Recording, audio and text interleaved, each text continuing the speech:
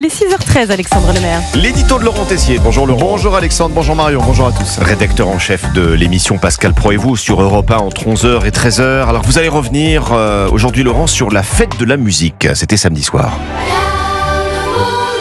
Il y a une nouvelle fois des médias qui veulent vous raconter une belle histoire, ceux qui veulent vous montrer une France apaisée, sans violence, et ceux comme nous à Europe 1 qui vous montrent la réalité, ce que vous vivez, ce que d'autres vous cachent. Ça se tue. Ok.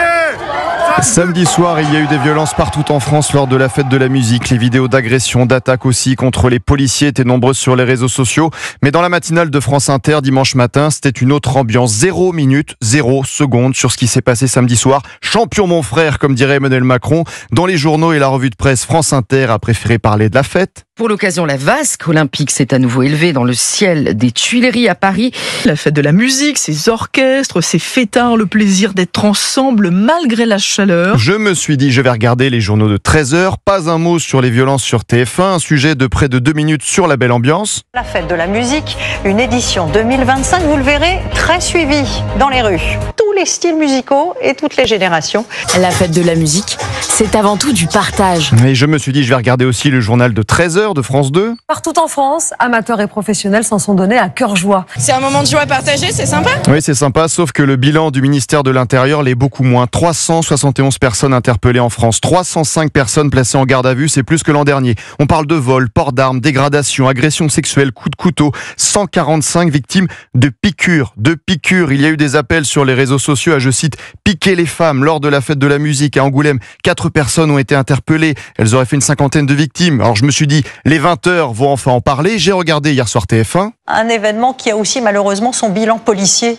Sachez que 300 personnes ont été placées en garde à vue. Des bagarres ont éclaté à Paris. Certaines ont dégénéré en actes de vandalisme sur des magasins ou sur du mobilier urbain. 13 petites secondes hier soir aux 20h de TF1. 13 secondes alors que près de 1500 personnes ont été blessées. 14 grièvement, des policiers qui ont subi des jets de projectiles. L'un d'eux a été traîné sur une dizaine de mètres avec un quad par des jeunes d'une vingtaine d'années après un refus d'obtempérer. Je me suis dit, je vais regarder le 20h de France 2. Une fête de la musique intense, mais aussi des dérapages, plus de 300 interpellations. Et la nuit a été chaude pour la fête de la musique, des concerts dans toute la France. Une soirée marquée notamment à Paris par des scènes de violence. Près de 100 personnes interpellées, plus de 300 au niveau national. Heureusement, des milliers de personnes ont pu célébrer cette fête. 14 secondes, tout cumulé entre les titres, un sujet de 2 minutes 30. 14 secondes, mais les tentatives de pillage de magasins Nike et Sephora à Paris, ce n'est pas un sujet. Sur le service public, par contre, pas de souci pour laisser passer certains messages politiques, comme lors du concert à Paris en direct samedi soir sur France 2 avec le rappeur Youssef Swat. Je suis obligé de profiter de cette heure de grande écoute pour adresser mes pensées aux peuples opprimés de la Palestine, au Congo, au Soudan, au Yémen, aux sans-papiers en France qui se font chasser par Bruno Retailleau comme si on était dans les années 30.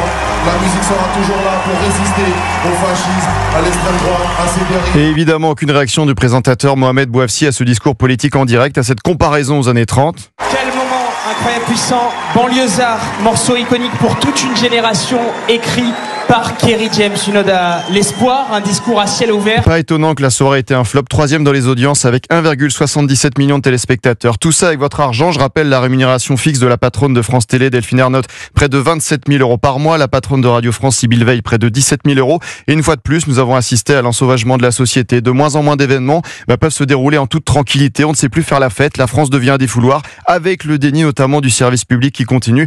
Alors peut-être que la vague de chaleur ce week-end a perturbé des rédactions. On vous en parlait tout à l'heure, Pascal Pro et vous à partir de 11h. Merci Laurent Tessier. À tout à l'heure. À tout à l'heure Laurent.